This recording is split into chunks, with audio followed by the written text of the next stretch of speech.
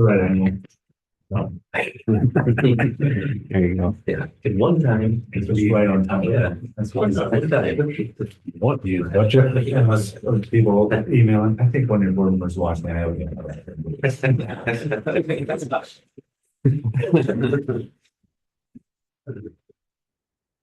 Hmm.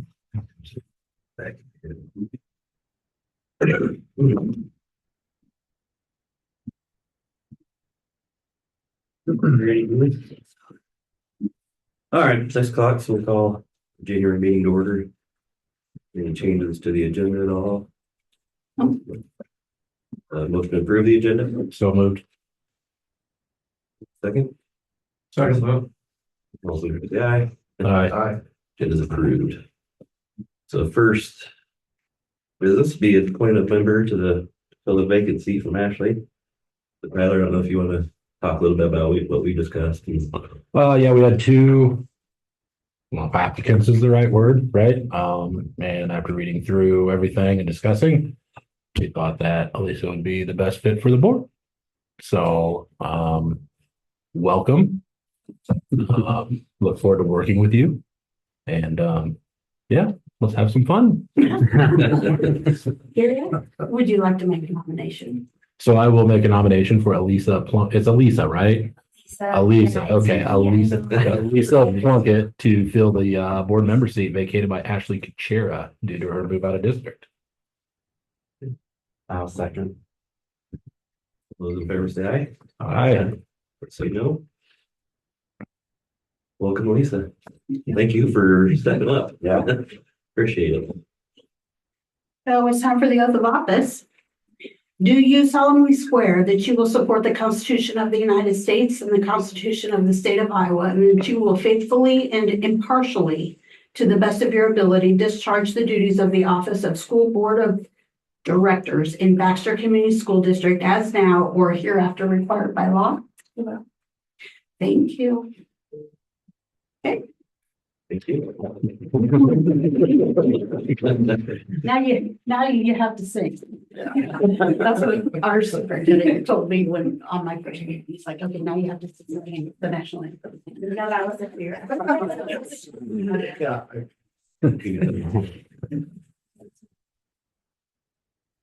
All right, we'll move on to the consent items. Any questions on those?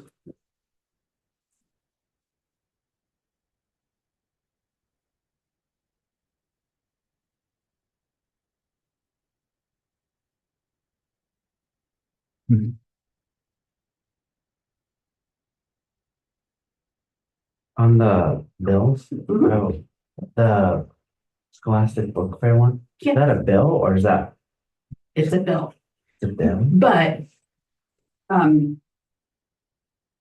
we get a credit back. Oh.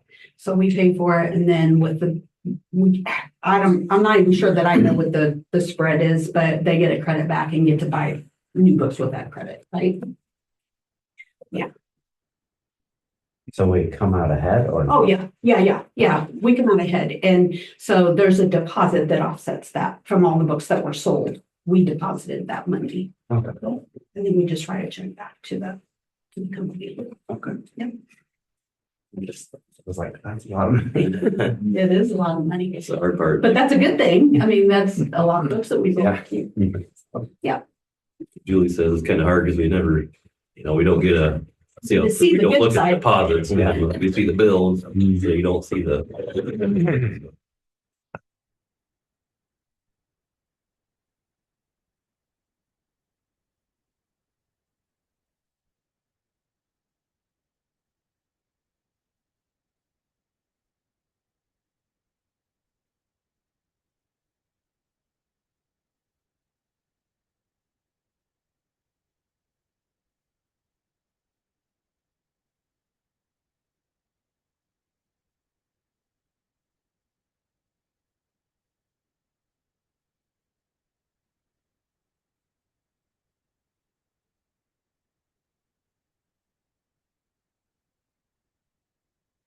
Any questions there on the consent items?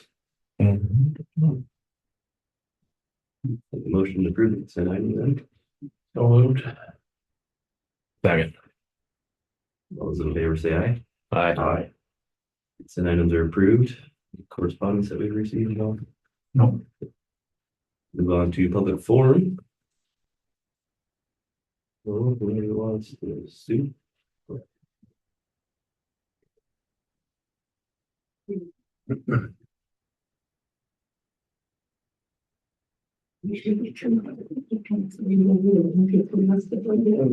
When I was here last month, I briefly mentioned towards the end that the very next day I had 2 Zoom meetings that I needed to attend.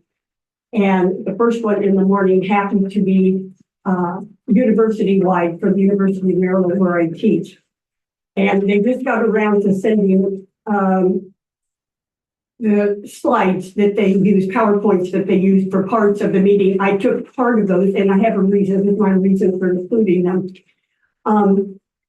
They explained at the meeting they are part of, and I know I can transpose numbers, either 176 or 167 schools that happen to be working, coordinating with each other to get AI effectively coordinated into the way that they go about their teaching, because there are skill sets, very positive skill sets that are helpful not only for our personal lives, but definitely for our work lives. And that is explained on the first page. So they lay out the reasons for doing this and for working to incorporate them through the schools and the various steps that they're going through. And the reasons for some of that, just an overview. I'm hoping it will help, if you aren't having dialogues on this already, it would help provide you with a strategy and some appropriate planning steps to take a look at incorporating this, because it's going to be very important. Higher ed is not the only level that is doing this. You have lower levels in the K-12 schools that are also doing this. And I don't know where Iowa falls in relationship to that and being able to incorporate them, but there are some very positive aspects. The second Zoom meeting I had that day happened to be a department one where we get into more details of specifically how because each of the departments, as it explains in there, will be using them a little bit differently, but they all involve thinking skills and being able to determine thinking skills, processing information effectively, and being able to determine what are solid supportive facts and how the facts were arrived at so that you can use them to support a position. It puts you in a very stronger place. So I'm just providing those here. If I don't know where your discussions might be, maybe it would help to generate some, because they're going to end up having to be involved at this level of education with higher education spreading around, and as they explain how they go about it. So I just provided the overview for that as we move forward. I keep it under 3 minutes. I did my best. Yeah. Okay. Well, over 3. Anybody else? I would just like to make a formal request to the board that the board, or at least some members of the board, visit the Marshalltown School District, their ABA program that they have contracted through Access. And Zach has the contact information for the Marshalltown BCSD that I provided to him previously. And in consideration of future planning for how to provide for students who have the highest level of autism-related educational needs, to provide for their medically necessary treatment within the natural setting of the school to facilitate the highest level of educational attainment that they are able to achieve. And then as part of that, I would also request that specific communication take place related to the funding and how that works.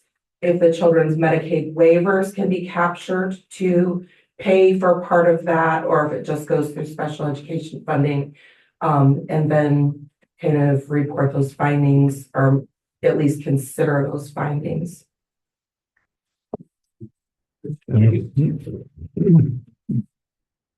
Nobody else here, so we'll move on to principals reports. Yeah, I can start. Not a lot on my list here today, but we have started fast testing for the winter segment. So we started math this week and we'll start reading in 2 weeks, and then we'll have data days for both of those, reading and math, over the next month. Have I detailed in the past? That's really just a screening period. So we're trying to just take a dipstick and see where everybody is and see if we're having progress. And if we're not progressing with certain students, then we're going to make some decisions on how we can better do that. Utilizing our win time, utilizing our instructional time, our core time, really all of our different tiers of support. So it's been great conversation. We'll bring in our math consultant and reading consultant on those data days.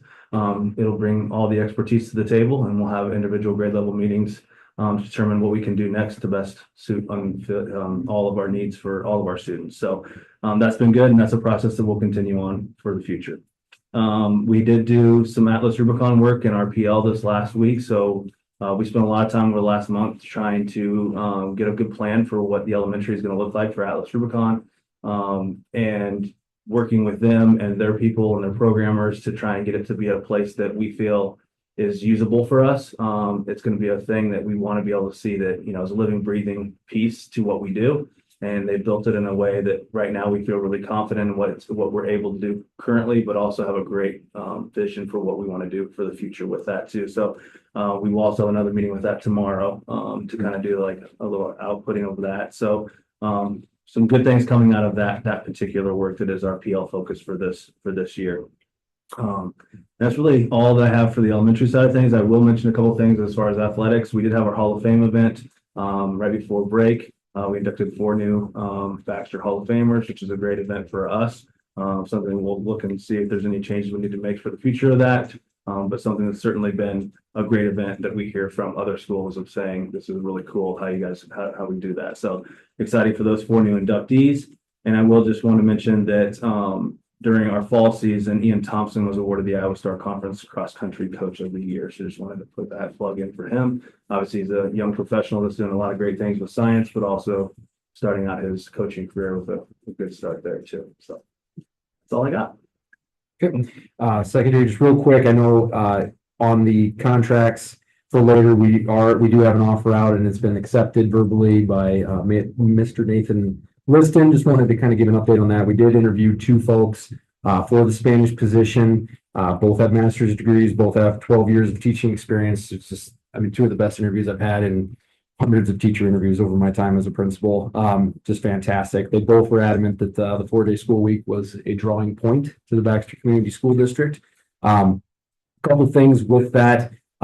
With the new Spanish teacher, in-person Spanish teacher, we don't have this in the supplemental pay schedule right now, but they were both very passionate about wanting to have a Spanish club put back into place. And I do think that's important to add back to our supplemental pay scale at some point. That will be through negotiations and for you all to decide officially how we're going to do that or what that'll entail. But just wanted to put a plug in for that. And a couple things with the hiring of this in-person Spanish instructor, what that's going to kind of do. When we looked at the school performance profile last month, I know it kind of was talked about briefly, like, geez, we have some gap with student achievement on the ISAS from year to year and reading and math. Well, getting an in-person Spanish teacher, one of the major focuses with us moving forward, we'll be getting Spanish into the middle school exploratory HEX wheel and freeing up our English language arts department to better suit our students that need some supplemental supports. And we'll be building some items into our master schedule to kind of facilitate that using our instructional data that we're getting and helping students that have those needs. On the flip side of that, with the instructor that we are going to be hiring, he actually, with his master's degree, has DMAC credentials to be able to teach some of those Spanish courses for dual credit, which is huge. Anytime we can do that, it's just phenomenal. I know our students will be excited about that as well. But I also wanted to say, I know we had talked about this a couple times, even last year, getting it somewhat put into place. I know it's got to kind of run through negotiations and run through you guys for final approval. But I'm just putting a plug in to kind of make sure we're still eyeballing getting the teachers that are teaching DMAC courses in person a little bit of supplemental pay for that. I think that's important for a lot of reasons. When I just talked about the Spanish in person classes that we're going to now be able to offer, helping our struggling readers, because we can do some different things with our schedule now. But then on the flip side, now we have a person that can teach college level classes for some of our students in the area of Spanish as well. DMAC, I don't think you guys all know this. DMAC came out with some new credentials for their certified teachers that don't work for them, specifically that work for schools. Some of the additional criteria that they put into place this year is that teachers have to do, one second. Teachers have to now do, which they've never done before, onboarding and orientation, which typically takes place during the summertime. I don't know exactly, they weren't exactly sure how much they were going to have to do, but it was at least going to be a day or two of in-person attendance at a DMAC center in the summertime. Some ongoing professional learning that is now required if they're teaching a DMAC course, and there will be site visits by a faculty liaison where they'll actually come out and go into our teachers' classroom. So not only is it harder work that they're teaching and having to plan for and gather our students through, but now there's additional DMAC expectations as well that hadn't been in place before. So those couple things, just wanted to kind of put that back on our radars. Hopefully we can have some more discussion about that. But really excited about our new hire, and I think it's going to be a tremendous addition to Baxter. His positive energy was very, very contagious as well. So just letting you know all that. So out of curiosity, so what we're paying for the online classes now and the in-person proctor in the room, what's the cost of this? Probably 10,000. Say increase, but we've got that opportunity to do DMAC credits. Yeah, which is I mean, I think there's something to be said about delivering foreign language in person rather than over a computer. Very excited about that. See. Yeah, in person. That's all. He gets it. See. Muy bueno. Correct. Well, that's exciting. Yeah. Very good. Questions for? Right.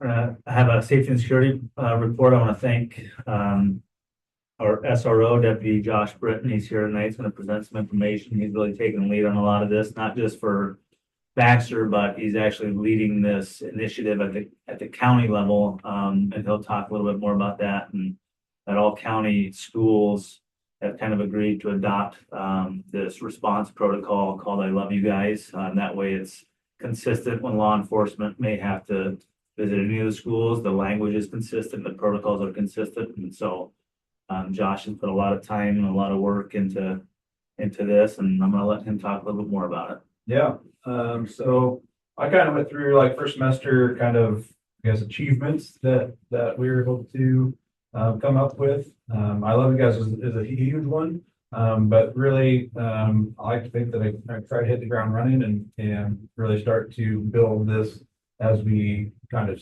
talked about in the summer. So first off, the big one was clearly the drop off pickup lane. It was kind of instantly brought up to on my page. So started looking at that a little bit. To me, the signage was very confusing. So we talked, and really the library signs were inaccurate anyways with the times that the library was open versus the parking for the school. And so we took everything out up front there. And then now we have no parking between 7:30 and 4. So that way that pickup line is in drop off is clear, should be pretty blank. And since we have got rid of those signs, I think it has gotten better here on the south side. So that was kind of one of the first things that we did. Countywide, we did move to the I Love You Guys standard response protocol. For those that don't know, I Love You Guys is based off of two parents that went through an active killer scenario or situation, and they did lose their daughter. Before she did lose her life, she was able to send out two text messages, one to dad, one to mom, both stating that I love you guys. So they had to go through all of the reunification. They had to go through all of the steps in that process, and we're not very thrilled about it. So they kind of started doing some research on their own, started talking to law enforcement, and this is kind of morphed into kind of the national gold standard for school safety and response and reunification as well.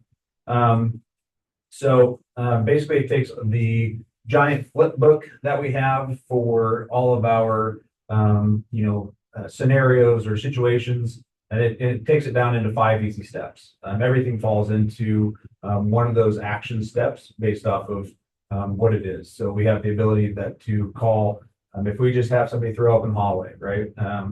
We can say, we just need a hold. So that way we don't have students walking through the mess and making a huge deal out of it. And that way we can release it over top of the PA versus if we're going to say we need to lock down, and then that has to be a law enforcement response and unlock the doors, personally. So it gives us a lot more leeway, I think, to kind of use some different steps as far as not going straight to a lockdown, but we have some progression to get there. And so that's kind of where we're at. So as Chris said, one of my big things coming in was the county-wide response, because we are going to need help. And if we learned anything from Perry, the big blue wave is coming, and that's, all law enforcement is within, however 50 miles is going to start headed this way. And so the big thing was making sure that we're all on the same page. So I brought that to the county school law enforcement and school board member, or not school board, but superintendent board that we have, and presented it to. I got the opportunity to go to Kansas City to do a train the trainer type event. And so really bring everybody on board allows us to have some help. So all of Jasper County law enforcement is getting trained on the I Love You Guys program. So if we get on the radio up here and say, hey, we're secure, or if there's, because there's a strange man walking around, or if there's a warrant or something like that happening in town, then we can secure the school. And everybody knows what we're doing. We're not locked down. We're just doing business as usual inside. It's just that they have to come through one door or they're not coming in regardless. So gives everybody on the same page, law enforcement wise, and then fire and EMS as well. We're going to do some training with those guys.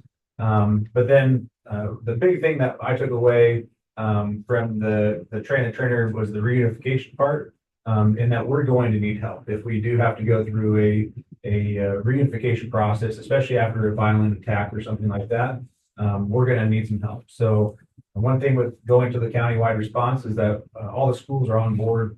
If we need some help for the reunification, Colfax can send 10 teachers or 10 staff members up here, and they already know kind of the program, the way that we are going to reunify, and kind of know the jobs that need to be done. So that way, if we do have teachers that aren't able to function or so on and so forth, and then we've kind of agreed to do the same thing with the rest of the county schools. And Newton's on board as well, so it's not just like, the little guys. Newton's going to switch everything. So Baxter is leading the way with that. As far as rolling it out, we've had the opportunity to roll out to the teachers. We did a 4-hour PD training with that as far as the whole system goes. And then we did that in December.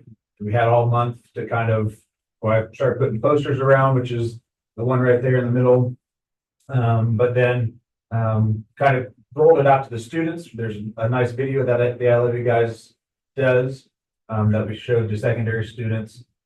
We did kind of learn a lesson with the elementary side. We thought it was a little bit age appropriate, but talking to students and the teachers, I think moving forward, we might end up doing our own with the 5th grade leadership after talking to Mr. Hasselbrink and the 5th grade teachers and Mrs. Halter. So really excited about that.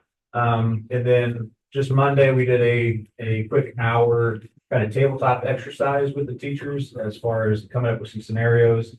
Hey, what do we need to do if, and have the discussion. I think it was a really good discussion on Monday. We kind of got teachers and staff thinking outside the box a little bit, and just to be okay with calling it is what it is. Nobody wants to have the conversation, but we need to have it. We need to be prepared. So Baxter's leading the way, like I said. I'm headed to Newton Christian School next Monday to roll out to their staff, and then we're just going to kind of keep on waterfalling throughout the county as far as how that goes. So we've learned a lot as we roll through. So that's kind of the big one that we have done. If you guys have any questions, by all means, I'd be happy to answer them while we go. But and then to go on top of that, we I identified a little bit early on, with the school safety bags that each teacher has in their classroom, and we kind of, they refer to it as their purple bag. I should have brought one up here, but I didn't. So anyways, they have a drawstring shoe type bag, that they have some safety supplies in, whether that's some athletic tape, some pre-wrap, some ice packs, and then some Band-Aids, some gauze. That's pretty much it. Some rubber gloves and stuff. So that was kind of a big discussion right off the bat. I was talking to the sheriff. I've talked to some other people as far as getting some money towards upgrading those bags. We've been fortunate enough that we have upgraded the backpack itself to a nice Molly's style tactical backpack. It's very very durable, very heavy set, but it's very functional. So T-Mobile actually came through and purchased all of the bags for us. Currently, we've got well over 2/3 of the staff, the full-time staff, swapped out for their bags. And then I'm getting more bags to hit on the paraeducators and some of the like full-time subs and stuff like that to make sure everybody's got a functional bag. The goal in being to have that bag travel with teachers and staff. So that way they always are prepared if they need a Band-Aid or if something happens and we have to do a fire drill or fire escape or evacuation. They know they have everything that they need to be successful with that. To go with that, the total project, I've got some numbers actually. The total project itself did cost around $8,112. That's about $135.20 per bag that we are ordering. So it's 60 bags total. So that everybody would be covered, plus extras for kind of just the common areas that offices and stuff like that. After T-Mobile purchased all the backpacks, and then I've actually talked to Anna Travis, and she wrote me a check for $500 from the PTO. So after all those contributions, we are looking at about $5,908.60 ish to kind of fulfill the rest of the bags. And by that, I mean, I want to update what they have inside. So I kind of listed what they had, but ideally, I would be putting like a nice tackle box style first aid kit in each bag.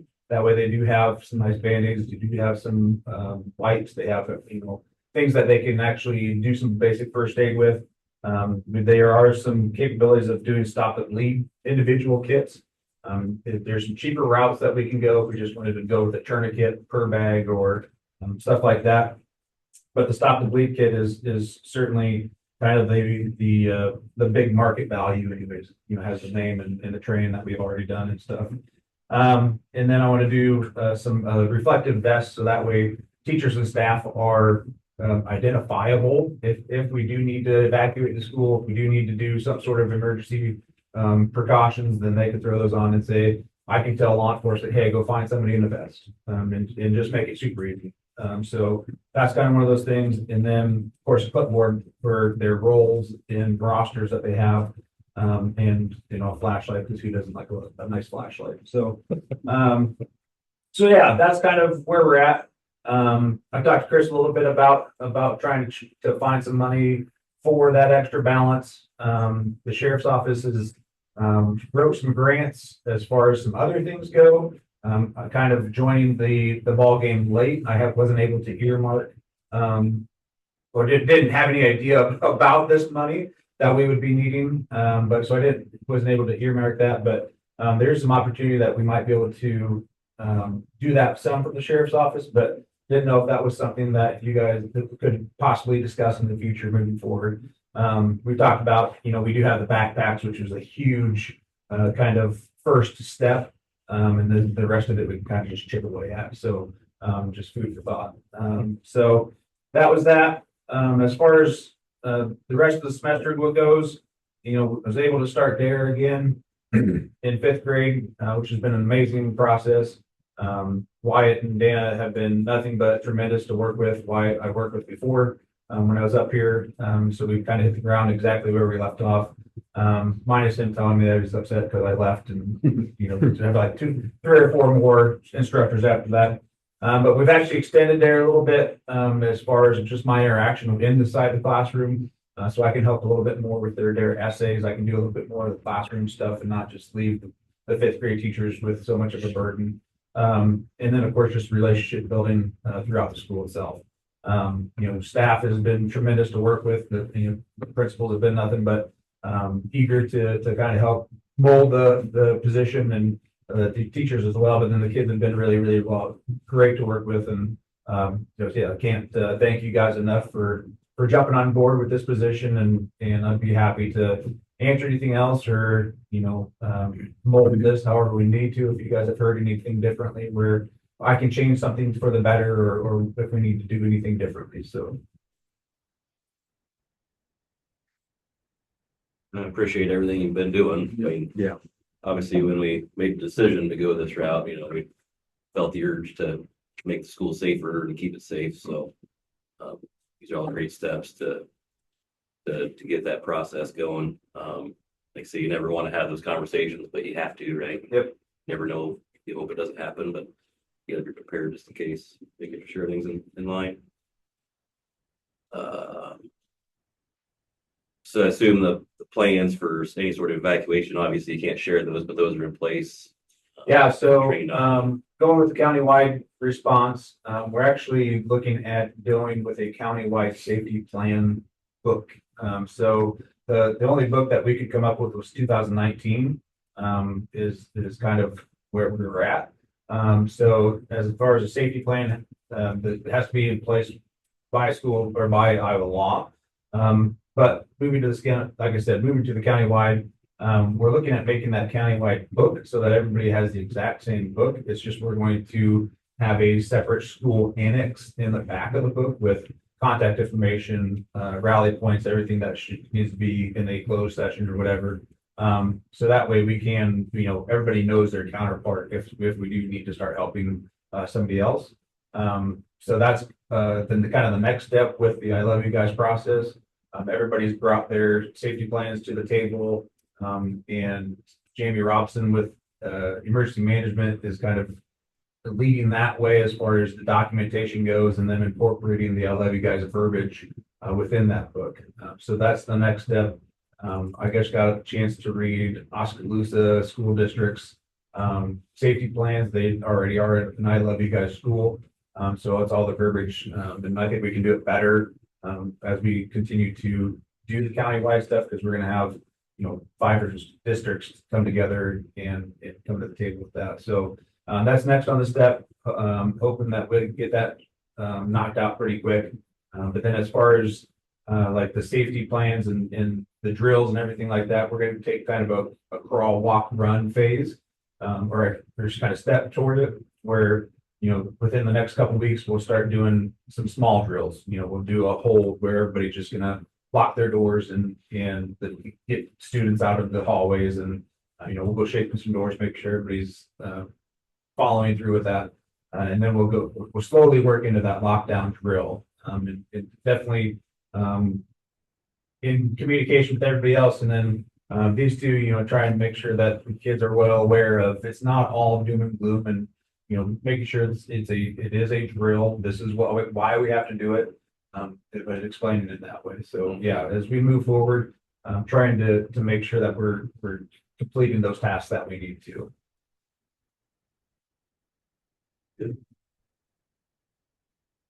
Busy semester. Well done. Well done. Yeah, Yeah. I've been super happy with it. So like I said, if there's something else that they might be doing, but I feel like we're making good strides. So Yep, absolutely. Appreciate it. Yep. Kudos to you. Thank you. Okay, let's talk about the work session quickly. Yes. Let's see. We'll have that. So those are scheduled for Monday and Wednesday, March 2nd and 4th, tentatively 5 to 8. The agenda is attached from last year, so you can take a look at that and determine. We'll make some decisions on our end of things that need to be changed or added or eliminated or edited. We'll also do our facilities tour during one of those. That'll be a good time for that instead of doing it before the board meeting in February. We utilize one of those nights to do the facility tour. We've made some changes in the past, we thought about a couple different things. We're going on to one night. I think we had the facilities tour in, probably 2 nights is a little more appropriate. And then we'll kind of see from a time frame how it goes, those two nights in March this year, and then make adjustments moving forward. Do you think that you want to section out what part of the facilities you look at? I mean, probably by then we'll have an idea of Like, Areas. maybe big projects, I Yeah. guess, maybe we could just. Yeah. Like, and I'm just looking at the capital assets plan part of this, maybe sometime during that, maybe look at the HVAC stuff. yes, yeah, okay, Things like that. okay. Because you're not gonna be able to get everything done. Right, yeah, I don't know if we can have time to walk around every classroom like you have been doing. And so my thought in the big picture was maybe do a section each year and like it's a 3-year interval or something. I'll let you think about that. Or whatever, we just want you to bring attention to it, whatever.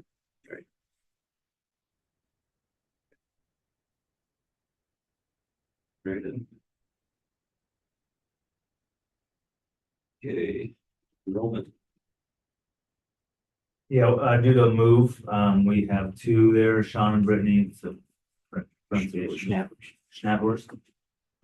For their children live in Tate, 8 and 10, they moved from Newton CSD to East Marshall, so it reopens their open enrollment, they gotta file paperwork again, so they're coming back to us, but they'll be living in the East Marshall district. Motion to approve the open enrollment. So moved. Second. Favor say aye. Aye. Enrollment approved. See any resignations? Track those. I think we said the first time in 6 years was in person Spanish. Be a good thing.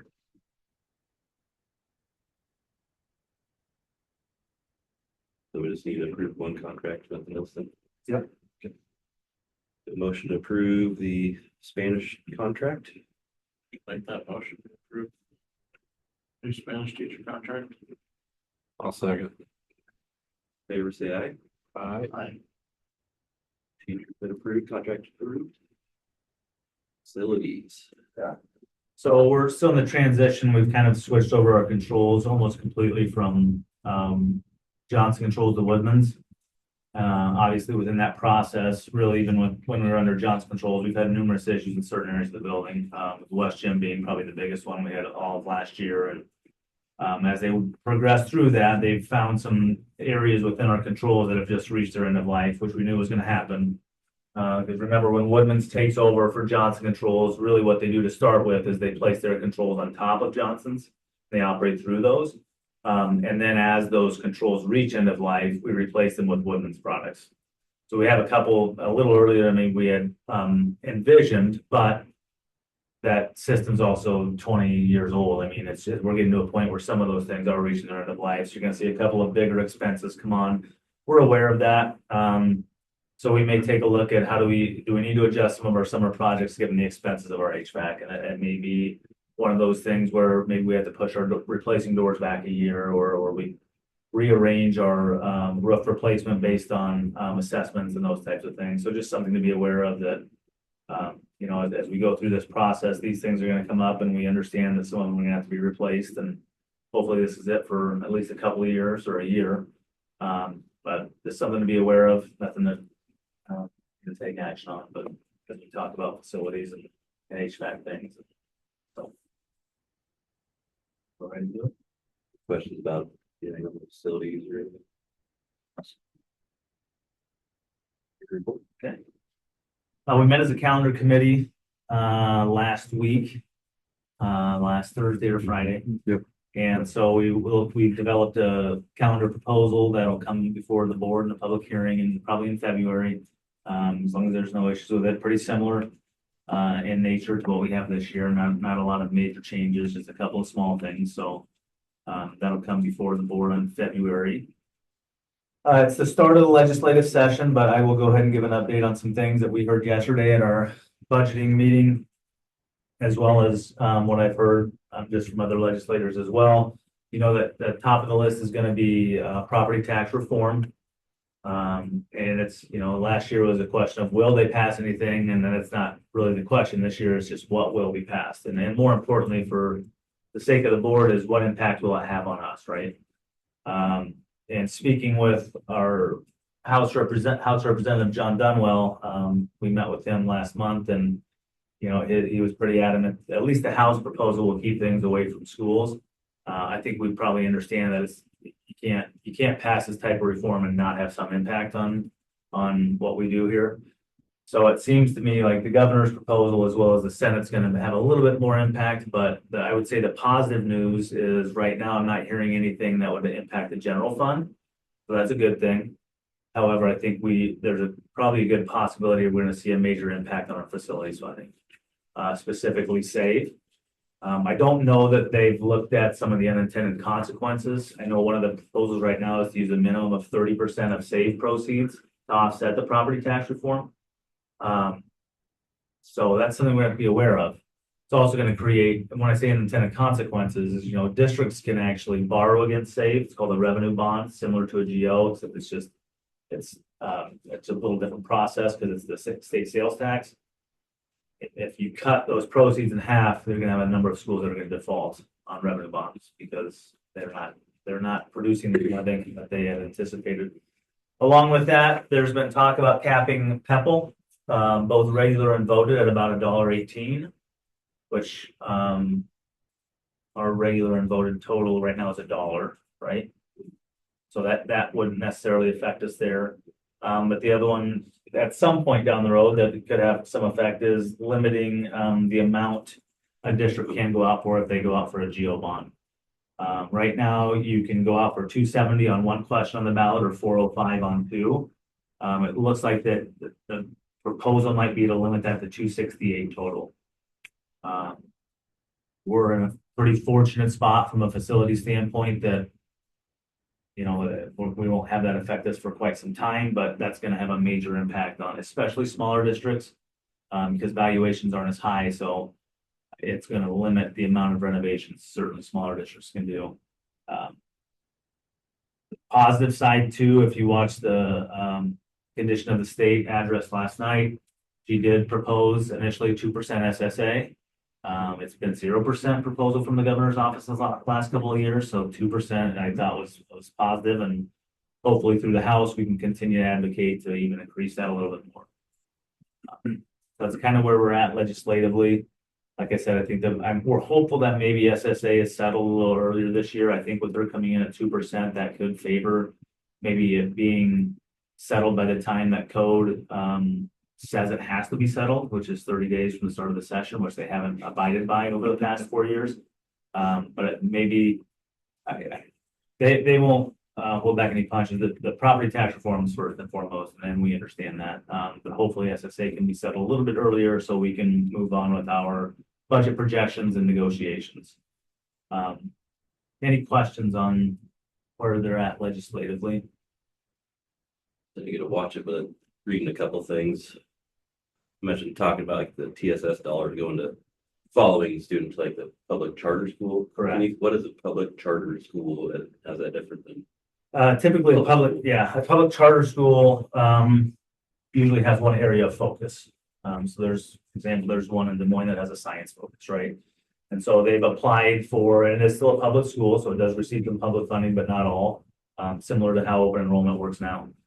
So they've applied for the charter to do so with their certain area of focus on what the school focuses on. I think you're going to see a little bit more of those. It would be nice to see full funding follow open enrolled students as well. Because if you remember, we don't get full funding on open enrolled students in, and we set it about 28%. But that wasn't quite mentioned in with that. That's what I was wondering. If maybe something that would be maybe tied in. It may be discussed. But I don't know right now. It doesn't appear that it's going to be tied at the same.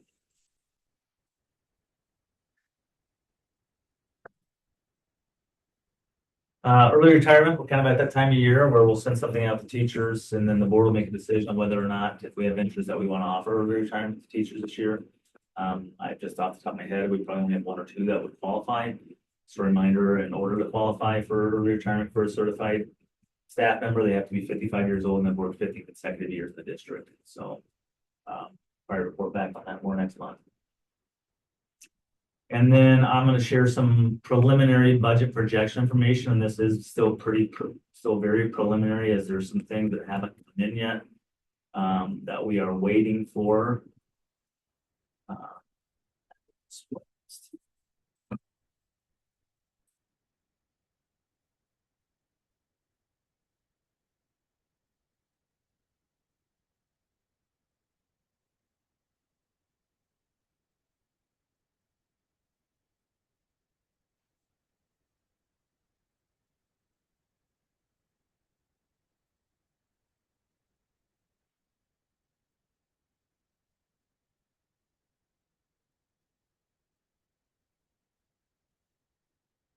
So I am going to show you a 5-year, really, or 4-year budget projection baseline and some information.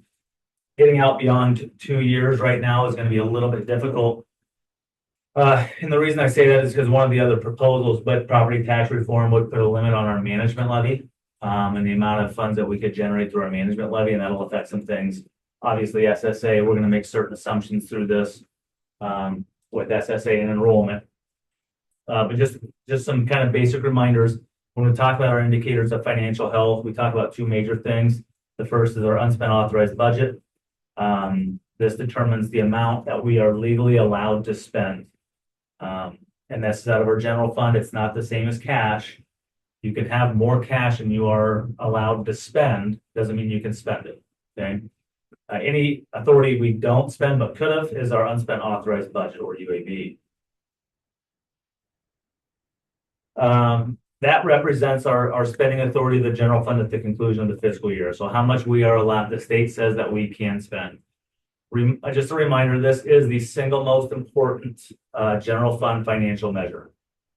This is what the SBRC, or the School Budget Review Committee, uses in evaluating our financial position.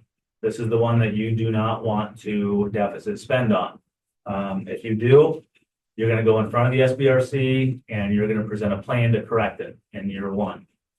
In year 2, they may not give you that option. They may come and develop a plan for you. So they could close the district or provide other sanctions. I think this year there were 6 districts who were deficit spending against their UAVs that had to go in front of the SBRC and develop plans to do so. So here's our historical. This ends with FY24. I know over the past 2 years, we talked about this trend line. If you remember when we presented this information last year, the trend line FY24 now is actual, but that trend line had us down to about 3%. So the changes that were made, that the board made, as far as staffing, sharing of a superintendent, those types of things,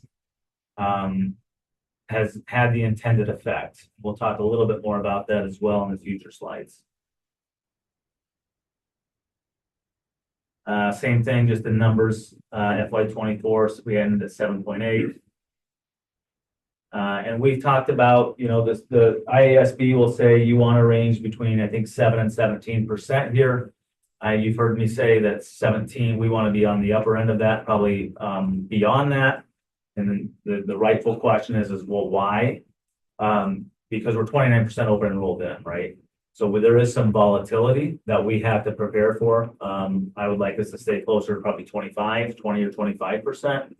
That does 2 things. It enables us to brace if we have a drop in open enrollment. Number 1, to be able to handle that. But then number 2, it gives us time to make decisions moving forward. So when we do these, remember we make some goals and assumptions. There's that target range 5 to 15, solvency 7 to 17, not to exceed 25. That's what their recommendation is. A lot of schools our size will want to operate between 20 and 30. We have to make certain assumptions, and we don't just guess. This is all based on historical data. So we'll look at the past 3, 4, 5 years, say where have we been with expenditures, where have we been with enrollment, where have we been with state aid. So the numbers I'll show you after this slide are based on the following assumptions. A 4% increase annually in expenditures. That's historically based on enrollment. We're gonna project a 2.5 student increase. Again, that's based off of an average over the last, I think, 3 to 5 years we went out. State aid, we're gonna use 2%. That's what the average has been as well. Property valuations, we use 3% in here. We may go back and adjust that now that we have valuations in, because I can tell you they did not increase 3% this last year.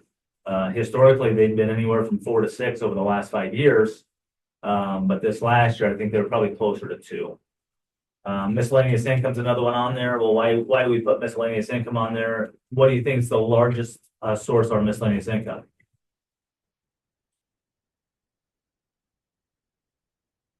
Open enrolled students. We generate almost $1 million of profit from open enrolled in, which is not the norm for Iowa public school districts. Most lose money on this. So that's an important source of revenue for us, right? There's no denying that. We did add 45,000 additionally for an SRO expense in FY 29. We're hopeful that we'll be able to negate that if we can continue on with some grant funding. But we want to also, I think when we made this decision, we knew that we were going to plan on providing for it regardless. One of the things that we assumed in here as well, and that we've had conversations on, or I've had conversations on with our legislators, is increasing operational sharing weighting by 2 for the SRO. We had that conversation with John Dunwell, and he wasn't quite sure why that fell off. I think maybe they proposed too many different things, but I think this would be probably a pretty simple one if we continue to advocate for it, that we can get past. So as we look at our UAB projections here, we can look at that top line that gives us our dollar figure. If you go back historically, throughout Baxter's history and look at the number there where the district really was pretty financially stable, we want to really land somewhere between $1 million and $1.5 million with this number up here. It drives our percentage up down here. You can see our UAB percentage where it lands. We're still in that 15 to 20% range. Okay, so based off those assumptions, that's where we would land. That's positive news. We're kind of getting back to where really the goal would be. Julie, you can chime in here. I would say we're probably a little ahead of maybe where we anticipated we would be a year ago. So I think that we're heading in a positive direction. And remember, we want to find a balance, right? And most importantly, when we talk about trend lines, we want to find somewhere where we can stabilize the trend line. We want to avoid yo-yos, and we certainly want to avoid a downward trend line. And when I say find a balance, we don't want to be operating where we're really flirting with 0% or flirting with deficit spending, but we're also not a bank, right? So we're not going to sit here and operate with 40% UAB. So those are the conversations that are being had by the state and the SBRC saying, what do you guys, some of these districts that are, why are you sitting on all this money? You may have just said this, if you may have tuned you out. Let me go back down. But talk a little bit about Margaret said the other day that if you were over a certain percent, you were going to have to, the SBRC was going to ask you why you have that much. So they're kind of trying to get on both ends. Yeah, why you too high or why you too low? Yeah. It's not a fun thing to go to the SBRC and then to have to go to them and say, why are you stockpiling? Correct. It's the only thing I was thinking about those projections. I mean, we think we can handle, if we think we're going to increase 2.5 students a year, I mean, if that goes to the state's flat, I mean, how would that change those numbers? I mean, would it just slow that growth or would it drop it? It's going to slow it. It's going to slow it out over time, you know. We actually had just one. Was it 1 or 0?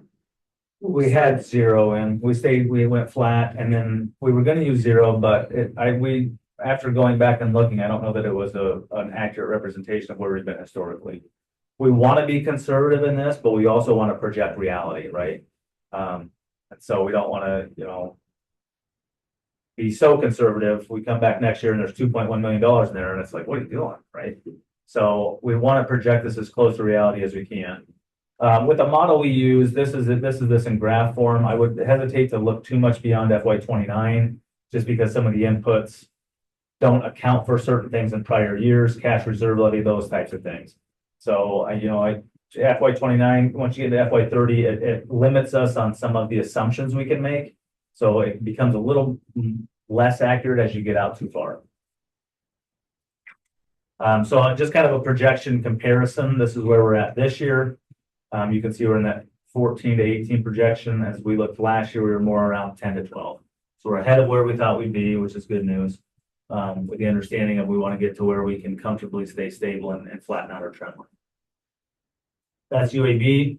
Remember the other big one is solvency. This is our cash. It's the fund balance of the general fund at the conclusion of the year.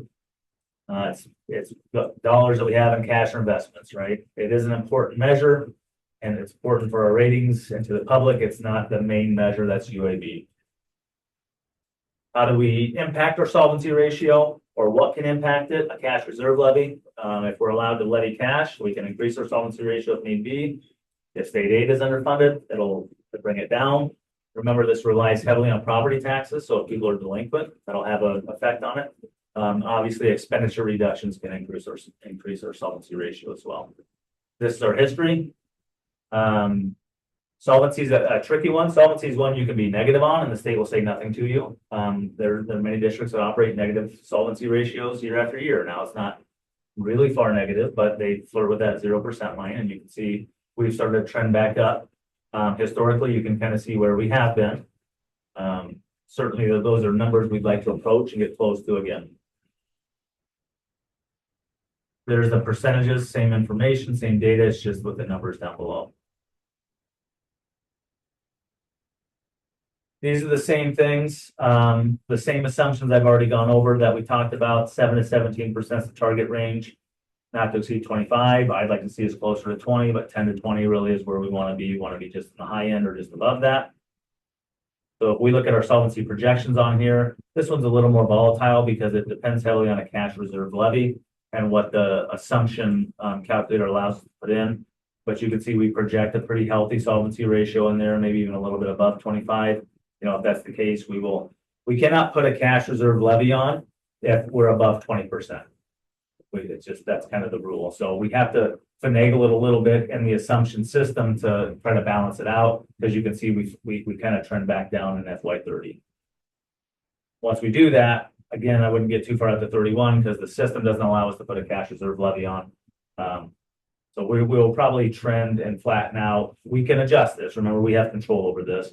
More in the 20 to 23% solvency ratio range would be our goal. Questions on any of those? This is preliminary data. We're still waiting on things to come in, valuations to be uploaded into the department's management system. They're not yet. SSA to be settled. What else was not available when we went there yesterday? Well, pretty much everything. Why are we here? Yes. So we will have, this will be a lot more dialed in when we meet in March, but it gives you an idea of where we're at and a general understanding that we are trending in a healthy direction. And the measures the board has taken have been effective in are improving our financial health. I anticipate, I would think that you would concur that we'll probably end up steady with our tax rate. Yeah. If it stays at 2%. Yep. I would say that's accurate. Any questions on that? We'll get, like I said, we'll get more in depth in the work session, but that's just to kind of give you some preliminary information. Within that, we'll talk about some tentative dates or some upcoming dates. We have our regular board meetings normal in February. It's on the 18th. We have those work sessions on the 2nd and the 4th. Remember, we are moving our March meeting due to spring break as well as our budget notice deadline. So that's on the 25th. Was there some conflict with that date? Did we decide? That's not your trip. So 21st to 25th. Yeah. 20 what? Oh, yeah, I think you were still waiting to know your dates for last night. Yeah. Yep. That's when we get back. There's not a lot of flexibility on that To date, be just like ready to go for but if you're here, That's exactly what I want to do. we just need to make sure we have a form for it, obviously. I concur. But we have budget during deadline. Day, maybe a day later or something, but right now, if we want to, we can do that later, but right, tentatively, that's why I say tentative on there. It's moved back to the 25th. It certainly won't be on the 18th, which is a normal day. It's got to be later. And our April board meeting, we're back to our regular April date, 15th. Questions for Chris? Do you go over the 4-day? That's listed on here, but I didn't know. Oh, yes. So we met as an administrative team last week, and we're gonna meet tomorrow to finalize questions for that. We'll probably push out 3 different surveys for our groups, student, staff, and parents. And so we're gonna finalize, because the question will be slightly different. We'll finalize those questions with the intent of pushing that out early next week. We share it in the work session. The results, yeah, or, yeah. If it's available for the February meeting, we maybe can share some preliminary data there. Doesn't need to be a 1-month window or anything like that to answer it. They're gonna be pretty straightforward ranking questions and the ability to provide some feedback.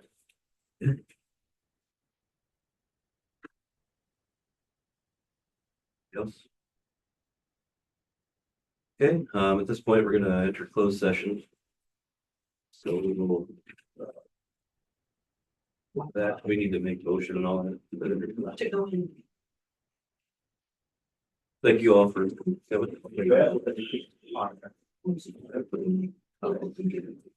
We need to turn that. Yeah. Go ahead, Joe. Go ahead. Yep. Yes, sir.